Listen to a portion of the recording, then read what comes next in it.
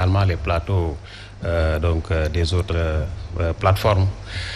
J'allais dire que le point de départ, c'est vrai, on peut dire qu'aujourd'hui, il y a des faux départs parce qu'on note des candidats qui sont fort clos, on note également des listes qui ont eu des difficultés dans le dépôt pour être recevables.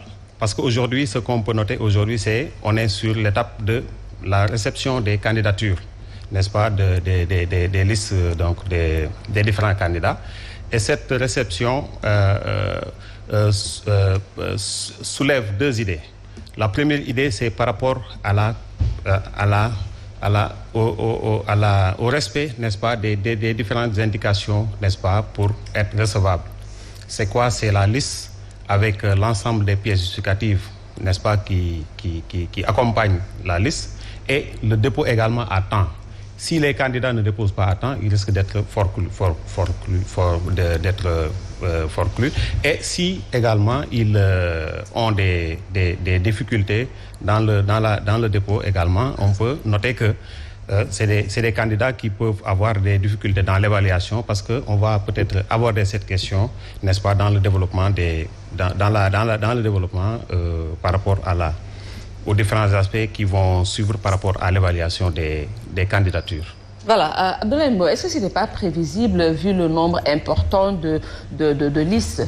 Effectivement, je crois bien que nous avons en tout cas énormément de listes et c'est tout à fait normal compte tenu du fait qu'il s'agit d'élections départementales et municipales. Donc, il faut quand même, il fallait s'attendre à ce qu'il y ait énormément de listes, surtout au niveau des collectivités territoriales.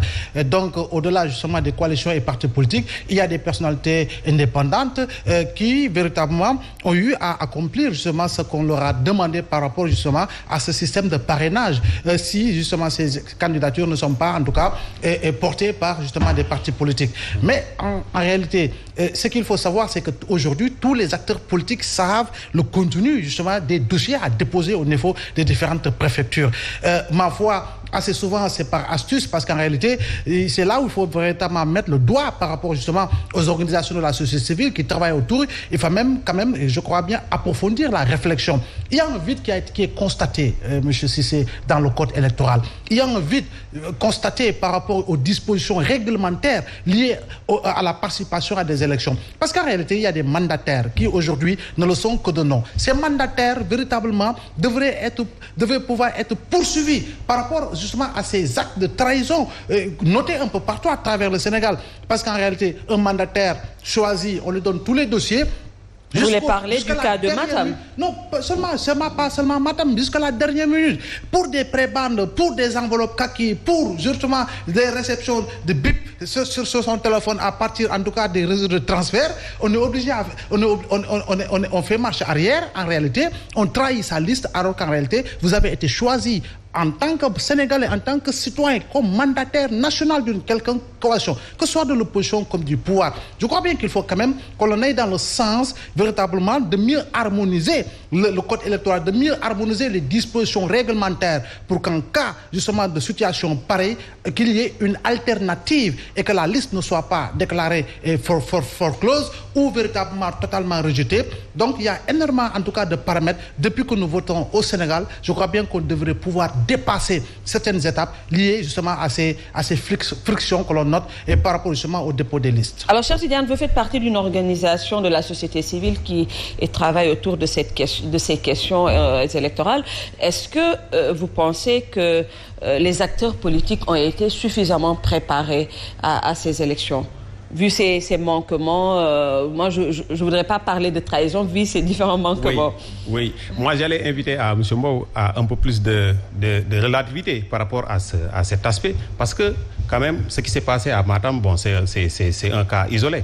Mais sur le principe, avec tout ce que la société civile a eu à faire comme action pour aller vers des réformes assez structurantes par rapport au code électoral, aujourd'hui, nous avons noté que le code électoral que nous avons aujourd'hui nous permet d'aller vers des élections transparentes. Mais est-ce que les acteurs politiques sont au fait de ces différentes réformes? Mais bien sûr, c'est là où... Pour se les approprier. C'est là où il faut mettre le doigt. Parce que les acteurs politiques également, quand vous voulez aspirer à diriger une collectivité quelconque, vous devez être préparé également à votre niveau. Ça, c'est une question de responsabilité au niveau des acteurs politiques. Nous, acteurs de la société civile, ce que nous pouvons faire, nous le faisons aujourd'hui, c'est quoi? C'est sensibiliser les citoyens sur le processus électoral. Et également, là où je vais rejoindre M. Mbow, c'est par rapport à la communication qui devait suivre derrière ce processus-là et qui relève de la responsabilité du ministère de l'Intérieur en charge des élections. Alors, moi, je ne sens pas du tout cette paquet de communication, n'est-ce pas, pour sensibiliser davantage les communautés, sensibiliser les acteurs politiques pour qu'ils puissent maîtriser les différentes étapes du processus électoral. Parce que nous sommes dans une étape très cruciale. C'est quoi? C'est le dépôt des listes. Si on ne dépose pas, on ne peut pas participer, n'est-ce pas, à l'élection, au scrutin. Alors donc, pour dire que ce que nous avons aujourd'hui, les acteurs de la société civile, nous avons développé une panoplie d'activités pour sensibiliser les citoyens, parce que ce qui nous intéresse le plus, c'est les citoyens, qu'ils puissent aller voter.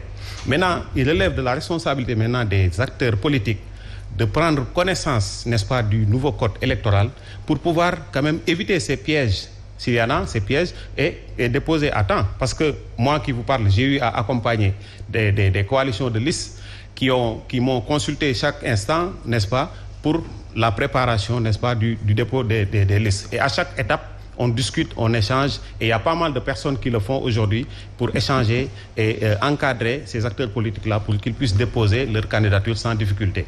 Et pour ça, je pense que il faut changer de paradigme. C'est quoi? C'est qu'avant de se lancer dans ce processus, il faut mettre en place un dispositif de communication qui permettrait à ces acteurs-là d'être suffisamment informés et sensibilisés pour qu'ils puissent déposer à temps leurs listes. Bakary Domingo Mané qui vient de nous rejoindre, journaliste, analyste politique. Bonsoir Bakary.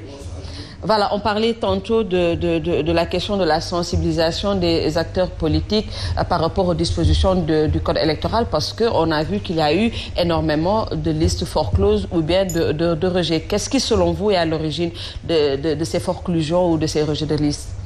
Bon, bonsoir tout le monde et je présente mes excuses pour mon retard. Je pense que, vous savez, aujourd'hui nous avons des partis politiques qui malheureusement ne prennent pas le temps de s'informer sur l'essentiel. D'abord, voilà, la plupart des militants, quand tu leur demandes quel est le règlement intérieur de leur parti, ils ne savent même pas ce que c'est. À plus forte raison, vraiment, ces questions, électorales, qui nécessairement, quand on fait de la politique, on doit pouvoir être vraiment, informé de tout cela. Malheureusement, comme vous l'avez dit, des partis, n'ont pas jugé bon ou bien vraiment n'ont pas accordé beaucoup d'importance par rapport à toutes ces questions. Maintenant, pour ce qui est